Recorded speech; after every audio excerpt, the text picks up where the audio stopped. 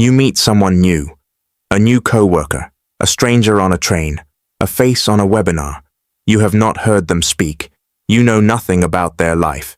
And yet, in less time than it takes to blink, you have already decided something about them. Trustworthy or not. Friendly or not. Safe or not. That decision happened before your conscious mind even caught up. It happened in about 1/10 of a second. You did not choose it. You could not have stopped it. So where did that judgment come from? Your brain did not build this system for office meetings.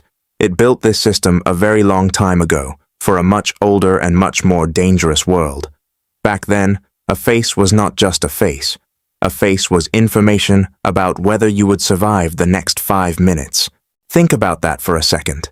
For most of human history, you lived in small bands of people you knew personally. Everyone in your group had a familiar face. A stranger's face meant something else entirely. It meant unknown intentions, unknown risk. A stranger could be a trader bringing useful goods or a raider bringing violence. You had no time to interview him. You had to decide fast, and the cost of deciding wrong could be your life. This is the pressure that shaped the machinery sitting behind your eyes right now. In the early 2000s, psychologist Alexander Todorov at Princeton ran an experiment that exposed just how fast this machinery works. He showed people photographs of unfamiliar faces for 1/10 of a second, not long enough to study a single feature carefully, barely long enough to register that a face was even there. And still, people formed confident judgments: trustworthy, competent, aggressive, likable. The ratings barely changed even when participants were given much longer to look. Your snap judgment and your considered judgment turned out to be almost the same thing. That should unsettle you a little.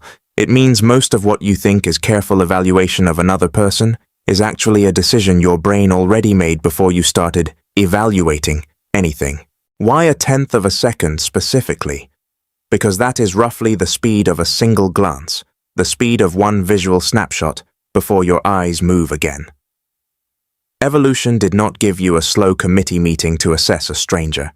It gave you a single flash judgment, fast enough to act on if the face in front of you turned out to be a threat. And it is not random which features your brain is grabbing onto in that flash. Todorov's later research, along with work by social psychologist Nalini Ambady, pointed to 2 dimensions your brain checks almost instantly: trustworthiness and dominance. Trustworthiness asks a blunt evolutionary question: does this person intend to help me or harm me? Dominance asks a second question: could this person hurt me even if they wanted to?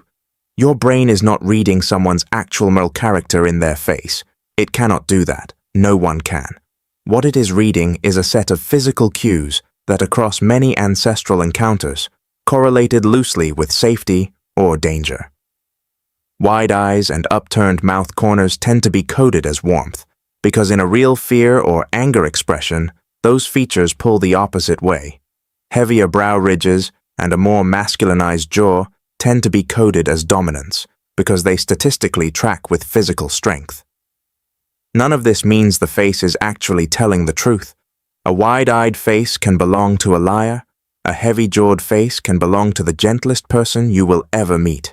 Your brain is not running a polygraph. It is running a fast pattern match, built from millions of years of, does this resemble a threat I have seen before? Here is the part that should really stop you for a second. This system fires whether you want it to or not. You cannot opt out of forming a first impression. You can only decide afterward whether to trust it. And that creates a strange contradiction. The trait you most want to know about someone, whether they are honest, is the one trait a face genuinely cannot reveal. Yet it is the very first thing your brain claims to have figured out. So why hasn't evolution corrected this obvious flaw? Because for most of the time this circuitry was being shaped, it did not need to be perfectly accurate. It only needed to be fast enough and right often enough to keep you alive one more day. A system that occasionally misjudges a trustworthy stranger as suspicious costs you a missed friendship. A system that occasionally misjudges a dangerous stranger as safe could cost you your life. Evolution favors the cheaper mistake. It built you to be a little paranoid by design, not a little gullible. This bias shows up far beyond first dates and job interviews. Researchers studying political elections have found that voters can predict election outcomes at rates well above chance just by glancing at candidate photographs for a fraction of a second with no knowledge of their policies at all. People are, in some sense, voting on jawlines and brow shapes without realizing it. The same split-second trustworthiness read that once decided whether to approach a stranger at a watering hole is now quietly shaping who gets elected to run a country. It shows up in courtrooms too. Studies on facial appearance and legal outcomes have found that defendants who are rated as having more trustworthy-looking faces tend to receive more lenient treatment than defendants rated as looking less trustworthy, even when the facts of the case are similar. A face that fires the ancient safe signal in a juror's brain can quietly tilt the scales of an entire trial. None of those jurors believe they are judging a stranger by his face shape. They believe they are weighing evidence. But underneath that belief, the same ancient machinery from the savannah is running in the background, whispering its tenth of a second verdict before the conscious mind has even opened its mouth. Researchers studying political elections have found that voters can predict election outcomes at rates well above chance just by glancing at candidate photographs for a fraction of a second with no knowledge of their policies at all. People are, in some sense, voting on jawlines and brow shapes without realizing it. The same split-second trustworthiness read that once decided whether to approach a stranger at a watering hole is now quietly shaping who gets elected to run a country. It shows up in courtrooms too. Studies on facial appearance and legal outcomes have found that defendants who are rated as having more trustworthy-looking faces tend to receive more lenient treatment than defendants rated as looking less trustworthy, even when the facts of the case are similar. A face that fires the ancient safe signal in a juror's brain can quietly tilt the scales of an entire trial. None of those jurors believe they are judging a stranger by his face shape. They believe they are weighing evidence.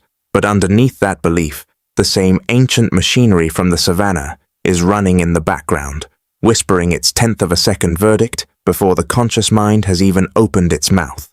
This is the strange thing about being human. You carry two minds layered on top of each other. One is modern, deliberate, capable of holding evidence and nuance and changing its opinion over time. The other is ancient, fast, and built for a world that no longer exists. The ancient one almost always speaks first. Knowing this does not switch the system off. You will still flash judge the next stranger you meet, but it changes what you do with that judgment. Think about the last time someone's face put you instantly at ease or instantly on edge with no real reason. Was that person's behavior over the next hour, the next week, the next year actually consistent with that first flash? Or did the relationship eventually settle into something your tenth of a second brain never could have predicted? That gap between the instant verdict and the slower truth is where most of human misjudgment quietly lives. It is where good people get passed over because their face reads as cold. It is where dangerous people slide through because their face reads as warm.